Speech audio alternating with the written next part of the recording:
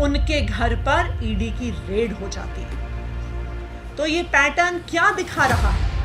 ये दिखा रहा है कि प्रधानमंत्री नरेंद्र मोदी जी को इंडिया अलायंस से डर लगता है।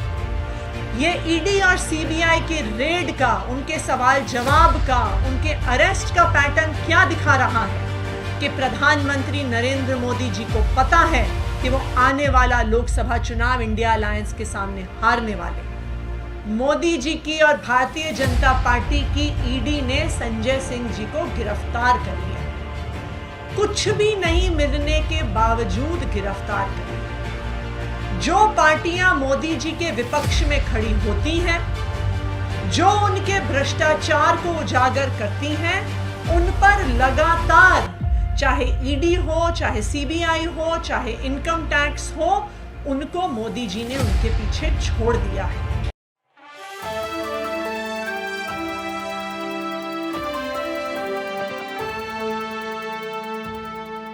सभी पत्रकार साथियों को नमस्कार। जैसा कि आप सब जानते हैं कि 2 दिन पहले आम आदमी पार्टी के राज्यसभा सांसद संजय सिंह जी के घर पर ईडी की रेड हुई। 8 घंटे तक ईडी की ये रेड चली।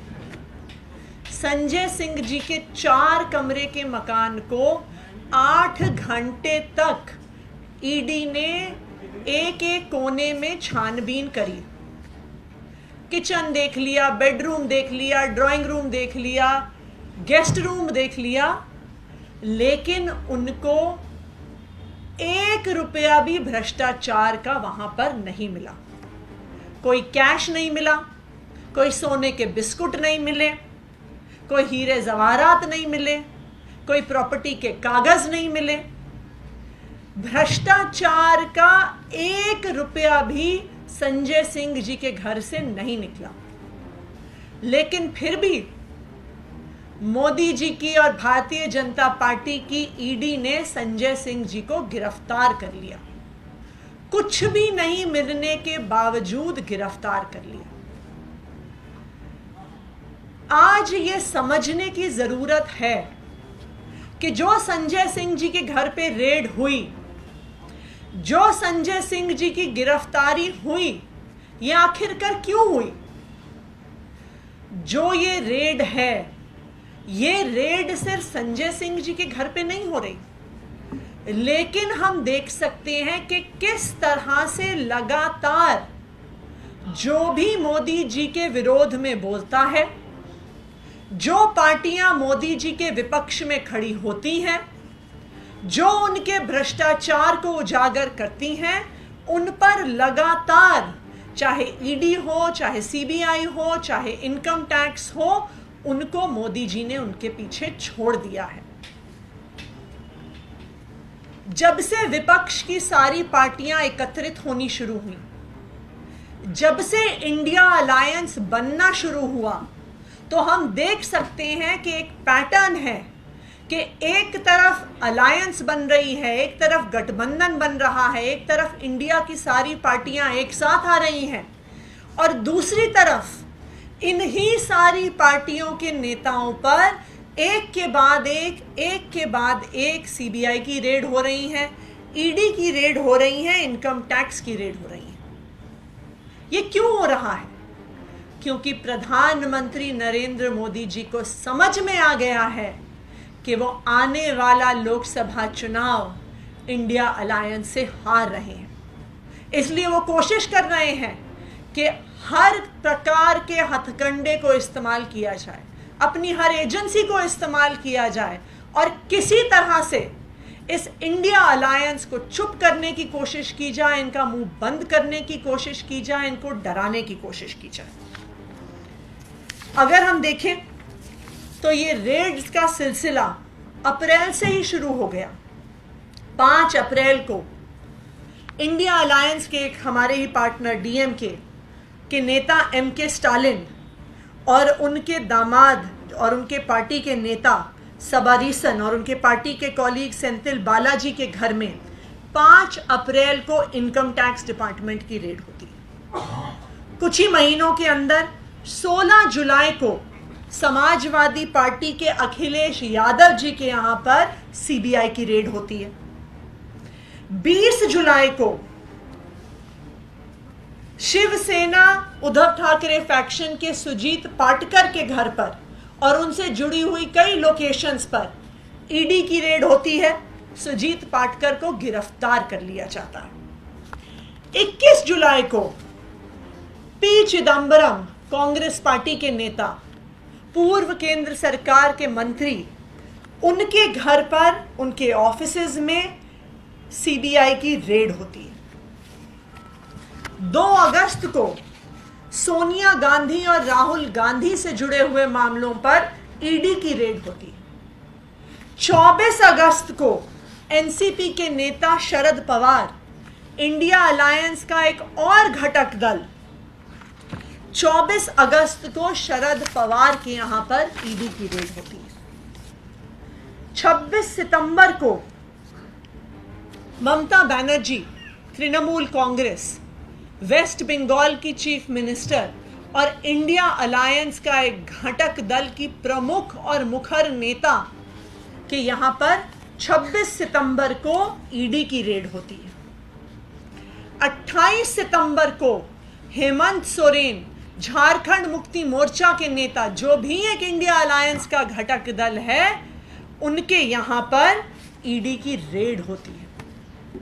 जिस दिन झारखंड मुक्ति मोर्चा के राज्यसभा सांसद दिल्ली के सर्विसेज बिल के विरोध में वोट डालते हैं, उसके अगले ही दिन उनके घर पर ईडी की रेड हो जाती है। तो ये पैटर्न क्या दिखा रहा है? ये दिखा रहा है कि प्रधानमंत्री नरेंद्र मोदी जी को इंडिया अलायंस से डर लगता है। ये ईडी और सीबीआई के रेड का, उनके सवाल जवाब का, उनके अरेस्ट का पैटर्न क्या दिखा रहा है कि प्रधानमंत्री नरेंद्र मोदी जी को पता है कि वो आने वाला लोकसभा चुनाव इंडिया अलायंस के सामने हारने वाले हैं।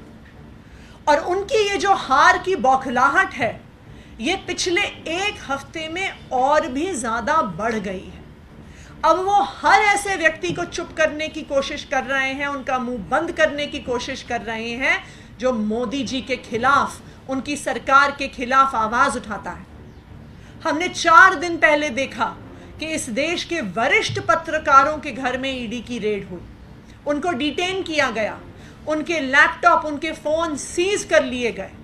क्यों? क्योंकि वो मोदी जी की सरकार में बढ़ रही बेरोजगारी पर, मोदी जी की सरकार में बढ़ रही महंगाई पर सवाल उठाते हैं। उसके अगले दिन हमने देखा कि जब टीएमसी की मुखर नेता महुआ मोइत्रा जी जब कृषि भवन जाती हैं, वहां पर मोदी जी की पॉलिसीज पर आवाज उठाने की कोशिश करती हैं, कृषि मंत्री से मिलने की कोशिश करती हैं, तो दिल्ली पुलिस बर्बरता से उन्हें वहां से घसीट कर लेकर जाती है और उनको डिटेन कर लेती है। उसके बाद हमने देखा कि संजय सिंह जी के घर पर रेड होती है, 8 घंटे रेड चलती है, भ्रष्टाचार का 1 रुपया नहीं मिलता, लेकिन संजय सिंह जी को अरेस्ट कर लिया जाता है। उसके अगले दिन 5 अक्टूबर को कांग्रेस के नेता आरएम मंजूनाथ गौड़ा के घर पर और उनसे जुड़े हुए ऑफिसेज पर ईडी की रेड होती है। 5 अक्टूबर को तृणमूल कांग्रेस के नेता रथिन घोष के घर पर और उनके ऑफिसेज में ईडी की रेड होती है। 5 अक्टूबर को ही बीआरएस के नेता मगनाती गोपीनाथ के घर पर और उनके ऑफिसेज में इनकम टैक्स की रेड होती है। और उसी दिन 5 अक्टूबर को डीएमके के नेता एस जगत रक्षकन के घर पर और उनसे जुड़ी हुई ऑफिसेज के लोकेशन पर इनकम टैक्स डिपार्टमेंट की रेड होती है। पिछले 5 दिनों में 8 जगहों पर जो इंडिया अलायंस के घटक दल हैं, वहां पर रेड हुई। 20 से ज्यादा पत्रकारों के यहां पर रेड हुई। ये क्या दिखा रहा है? ये प्रधानमंत्री नरेंद्र मोदी जी का डर दिखा रहा है, उनकी बौखलाहट दिखा रहा है कि वो किसी तरह से ऑपोजिशन पार्टियों को, इंडिया अलायंस के दलों को डराना चाहती है। यही स्ट्रैटेजी प्रधानमंत्री नरेंद्र मोदी जी और उनकी भारतीय जनता पार्टी की एजेंसियां कई सालों से अपना रही हैं। वो पहले जो उनके नेता उनके विपक्ष में खड़े होते हैं उन पर ईडी सीबीआई के केस करते हैं और उसके बाद उनको ऑफर देते हैं कि भारतीय जनता पार्टी में आ जाओ, भारतीय जनता पार्टी की वॉशिंग मशीन में धुल जाओ तो सारे ईडी सीबीआई के केस खत्म हो जाएंगे। भारतीय जनता पार्टी की वॉशिंग मशीन में अजीत पवार धुल गए, पहले उन पर भी बाकी एनसीपी की नेताओं की तरह उन पर ईडी सीबीआई के केस चल रहे थे, वो भारतीय जनता पार्टी में चले गए तो सारे उनके केस धुल गए। सारी इरिगेशन स्कैम में जो केसेस जो इन्वेस्टिगेशन चल रही थी सब खत्म हो गई। शुभेंदु अधिकारी टीएमसी के नेता, उनकी तथाकथित शारदा स्कैम पे, चिटफंड स्कैम पे भारतीय जनता पार्टी ने वेस्ट बंगाल में 2-2 चुनाव लड़ डाले। फिर उनको ऑफर किया कि भारतीय जनता पार्टी की वॉशिंग मशीन में धुल जाइए, वॉशिंग मशीन में धुल जाएंगे तो सारे ईडी सीबीआई के केस खत्म हो जाएंगे। और जब से शुभेंदु अधिकारी भारतीय जनता पार्टी में शामिल हुए हैं उनके यहाँ पर एक बार भी ईडी की रेड नहीं हुई, एक बार भी सीबीआई की रेड नहीं हुई, एक बार भी क्वेश्चनिंग नहीं हुई। उसी तरह से नारायण राणे, हेमंत बिस्वा शर्मा, भावना गावली, बीएस येदियुरप्पा, ये लिस्ट पेजेस दर पेजेस तक चलती जाएगी कि जो नेता विपक्षी पार्टियां छोड़कर भारतीय जनता पार्टी में शामिल होते हैं उनके सीबीआई और ईडी के केस खत्म हो जाते हैं। लेकिन मैं प्रधानमंत्री नरेंद्र मोदी जी को बताना चाहती हूं कि इंडिया अलायंस और आम आदमी पार्टी आपकी सीबीआई और ईडी की धमकियों से डरने वाली नहीं है। आप चाहे कितने रेड कर लीजिए, आप चाहे कितने नेताओं को अरेस्ट कर लीजिए, आने वाला लोकसभा चुनाव प्रधानमंत्री नरेंद्र मोदी जी आप हारने वाले हैं। इंडिया अलायंस आपके विरोध में देश के हर हिस्से में चुनाव लड़ेगी और हर हिस्से में आपको हराएगी। आप चाहे जितनी रेड कर लें, चाहे जितनी गिरफ्तारियां कर लें। Thank you. मैम, आप खुल के इंडिया अलायंस के पार्टनर्स के लिए सामने आ रहे हैं कि इतनी रेड की गई, दूसरी तरफ से कुछ पार्टनर्स आपके भी लिए आ रहे हैं सामने, लेकिन कांग्रेस आपको नसीहत दे रही है और नसीहत देते देते कह रही है कि ये रेड गलत हुई है, संजय सिंह की गिरफ्तारी गलत हुई है, लेकिन साथ ही कह रही है कि जो आप कर रहे हैं पंजाब में वो भी गलत है। इंडिया अलायंस के सारे घटक दल एक साथ हैं, इंडिया अलायंस के सारे घटक दल एक साथ रहेंगे और चाहे जितनी ईडी सीबीआई इनकम टैक्स की रेड होती रहे, लेकिन इंडिया अलायंस आने वाले लोकसभा चुनाव में प्रधानमंत्री नरेंद्र मोदी जी को हरा कर रहेगा। मैम, अकाली दल ने एक बयान दिया है और मुख्यमंत्री और संजय सिंह के बयान बोला कि वो माफिया हैं, शराब कारोबार के, चाहे पंजाब में भी ऐसा किया है। फिर वाला मैं हर पार्टी के नेता जो इस तथाकथित एक्साइज पॉलिसी घोटाले पर कुछ टिप्पणी करना चाहते हैं, मैं उनसे ये आग्रह करूंगी कि कल जो सुप्रीम कोर्ट में ईडी ने अपनी बहस करी है उसका ज़रा वीडियो देख ले, वो शायद यूट्यूब पर अवेलेबल होगा। सुप्रीम कोर्ट की सारी प्रोसीडिंग्स का लाइव टेलीकास्ट होता है।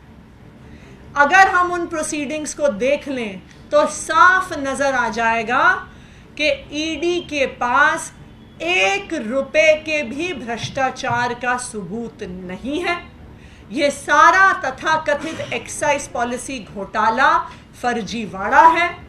अभी तक 15 महीने की जांच के बाद 500 से ज़्यादा ईडी और सीबीआई के अफसर लगाने के बाद भी ईडी सुप्रीम कोर्ट के सामने 1 रुपए के भी भ्रष्टाचार का सबूत नहीं रख पाई है। इस बार ईडी ये कह रही है कि 3 करोड़ रुपए संजय सिंह को दिए गए, अलग अलग तारीख को ट्रांजैक्शन का वो तरीका बता रही है, सीडीआर और डिटेल्स बता रही है कि वो एक तरह से मनी ट्रेल पहली बार वो सामने लाने की कोशिश कर रहे हैं। जब ये घोटाला शुरू हुआ था, इस पे बातचीत, इस पे press conference Bharatiya Janata party ने शुरू करी थी इस तथाकथित घोटाले पे, तब वो कहते थे कि 50,000 करोड़ का घोटाला हुआ। कुछ दिन बाद कहने लगे कि नहीं 8,000 करोड़ का घोटाला हुआ। फिर कहने लगे नहीं 300 करोड़ का घोटाला हुआ। कुछ दिन बाद कहा 50 करोड़ का घोटाला हुआ। अब ये कह रहे हैं 3 करोड़ का घोटाला हुआ।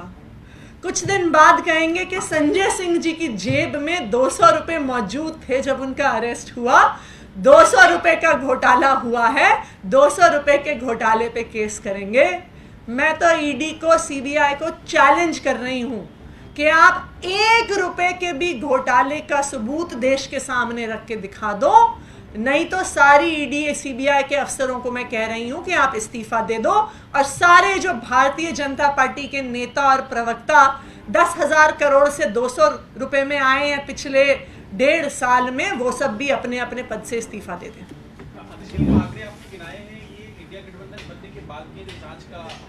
जब से इंडिया गठबंधन ने साथ, क्योंकि ये अलायंस जब से साथ आना शुरू हुआ, बातचीत होनी शुरू हुई, अप्रैल मई की बात है, तब से मैंने जितने रेड्स हुए हैं उनके आंकड़े